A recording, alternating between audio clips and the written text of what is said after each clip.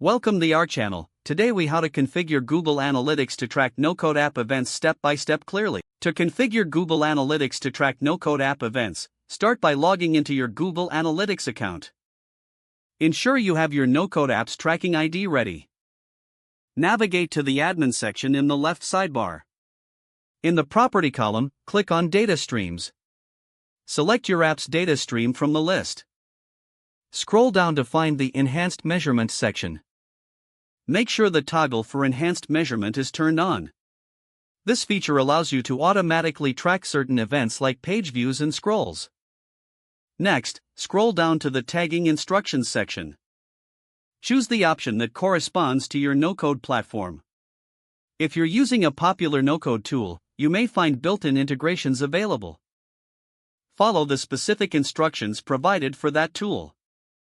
Once your app is connected to Google Analytics, explore the Events section in the left sidebar. Here, you can see some automatically tracked events. To track custom events, navigate to your app and identify the user actions you want to measure. On your no-code platform, create a new event based on the identified user action. Ensure to name your event clearly and consistently. Add the appropriate parameters to capture additional context about the event. Return to Google Analytics and find the events under the Reports section. Check to see if your custom event appears here after some user interactions. If not, revisit your no-code app and double-check the event configuration. It's also helpful to validate your setup in real time. Open the real-time report in Google Analytics to see immediate data.